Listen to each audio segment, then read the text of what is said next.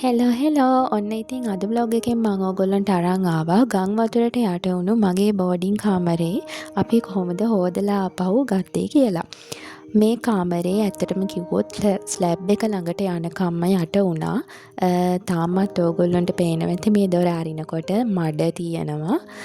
බිම ඒ කියන්නේ කළු සිමෙන්ති දාව පොලවක් තමයි මගේ කාමරේ තිබුණේ. මේවට හොඳටම මඩ උනලා වගේ මොකද දවස් දෙකක් විතර වගේ යට වෙලා තිබුණා. මඩ අල්ලලා හොඳටම පේනවනේ සිමෙන්තිය ජරා වෙලා තියෙන විදිහ. ඉතින් දැන් මම මේ වෙනකොට මේක 20 වතාවකට වැඩිය සෝදලා තියෙනවා. ඒත් තවමත් බැරි වුණා. ඉතින් කලින් තිබ්බ කළු ලස්සන පොළව ගන්න ආපහු. මං හිතනවා ඒක කවදාවත් හොද්ද ගන්නත් බැරි වෙයි. මේ තියෙන්නේ පේනව නේද?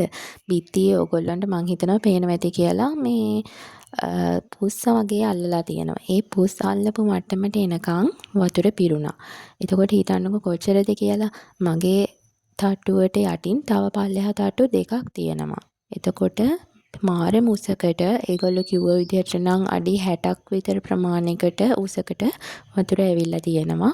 බිත්ති ඔක්කොගෙම පුස් අල්ලලා තියෙන. ඉතින් බෝඩිමේ අක්කලාට නම් අලුතෙන් හදන්න දේවල් ගොඩාක් එකතු වෙලා මේ තියෙනවා මේ ප්‍රශ්නෙත් එක්ක.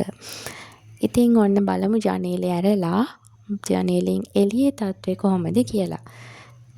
ජනේලේ අරිනකොටම ඔන්න ඉතින් ඕගොල්ලන්ට ඈතින් පේනවා ඇති ලොකු ගහක් වැටිලා තියෙනවා. විශාල ගහක්. එහෙන් පිටින් ඉදිරියලා වැටිලා තියෙනවා.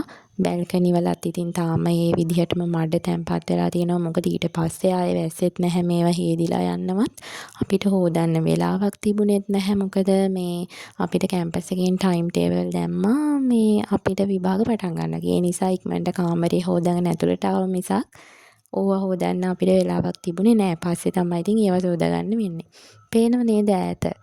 මේ මුළු පළාතම වතුර යායක් වෙලා තිබුණේ එදා. ඒ 27 වෙනිදා රෑ කියන දවස මට නම් කවදාවත් අමතක වෙන්නේ නැති වෙයි.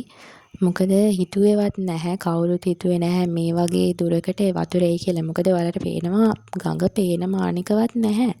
ගඟ ඇත්තටම තියෙන්නේ මීටර් 400ක් විතර පිටින්. ඉතින් එච්චර දුරකට වතුර ආවද කියන එකත් පුදුමයක්. පේරාදෙනියම යට වුණා. හැමෝම ඔයගොල්ලෝ දකින්න ඇති. ඉතින් හරිම අමාරු දවසක් එදා. ඉතින් අපි හිතුවේවත් නැහැ මේ වගේ දෙයක් වෙයි කියලා.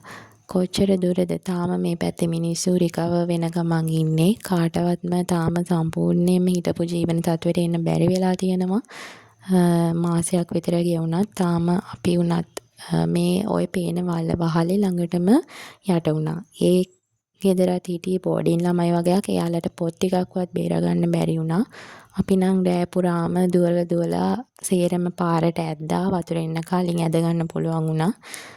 මගේත් බඩු පොඩ්ඩක් යට වුණා. ඒවා ඉතින් ලොකුවට නෑ මම හොදලා ගන්න පුළුවන් මන්ට මේ තිබුණා. හැබැයි අර ගොල්ලොන්ට නම් එයාලගේ හැම දෙයක්ම ඇඳුම් පවා හැම දෙයක්ම නැති වෙලා තිබුණා. මේ තියෙන්නේ ගොල්ලොන්ගේ කොට්ට තාමත් වේලෙන්න දාලා තියෙනවා. ළමයිගේ නෝට් පවා නැති වුණා. ගොඩාක් ලොකු හානියක් වුණා සමාජයේ දැක්කට වැඩිය කැම්පස් ළමයින්ට. ඉතින් මේ අපේ ගෙදර තිබ්බ පුටු ඒවත් වේලෙන්න දාලා තියෙන්නේ.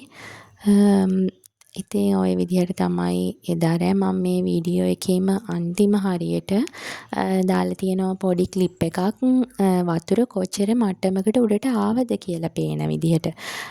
මම මේ ක්ලිප් එක ගත්තේ දවල් 11ට විතර. මේක අරගෙන හවස 6-7 වගේ වෙනකොට පල්ලෙහාම තට්ටුවටත් වතුර ආවා. මේ ක්ලිප් එක ගත්තේ දවල් 11ට වගේ.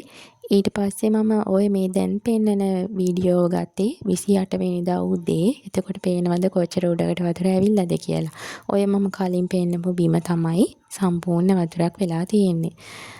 ඉතින් ආයේ මේ විදියක් වෙන්න එපා කියලා ප්‍රාර්ථනා කරමු.